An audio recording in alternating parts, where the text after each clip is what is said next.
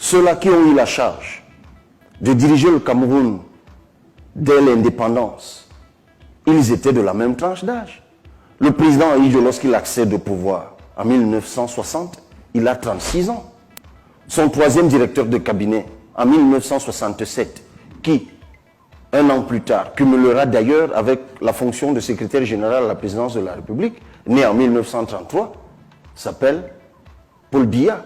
Il a 34 ans et 35 ans. Monsieur Zo Ekanga qui a 36 ans, en 1971, accède à la prestigieuse fonction de secrétaire général de l'OUA. C'était un Camerounais. Il était jeune. Pourquoi cette dynamique a-t-elle été brisée? Mais pour des raisons évidentes. Parce que certains ont eu la grâce de la longévité. Et ça, c'est même peut-être pas le plus grave. Mais ne se sont pas préoccupés à préparer leur relève. Mais on ne peut pas construire un pays en se privant de ce qu'il a de plus précieux, c'est-à-dire sa jeunesse. Parce que c'est le cas du Cameroun.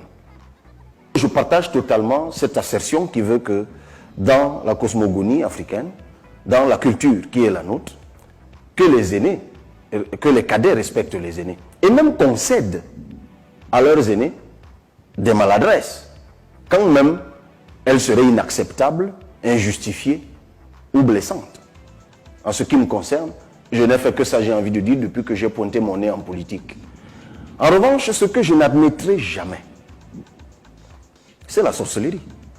Pour revenir au cas qui nous a préoccupés, la personne dont il s'agit, dans la même émission, avait été interrogée quelques secondes avant sur un autre acteur politique de premier rang, à propos de qui on lui demandait son avis.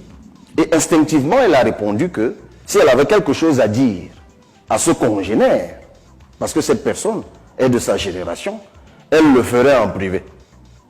Donc, elle s'est abstenue de tenir à son endroit, quand même elle aurait eu des pensées malveillantes, de les exprimer publiquement. Mais lorsque quelques secondes après, on lui demande ce qu'elle pense de ma modeste personne, eh bien, elle se fond donc en déclaration inacceptable, visant quoi? À détruire le cadet que je suis, pour faire place, je ne sais à qui. Mais, n'étant pas totalement idiot, on peut penser que si elle a été réservée vis-à-vis de l'un, et qu'elle ne l'a pas été vis-à-vis de l'autre, elle veut forcément détruire l'un au profit de l'autre. C'est de la mesquinerie pure. Prosaïquement, c'est ça qu'on appelle de la sorcellerie. Et c'est inacceptable.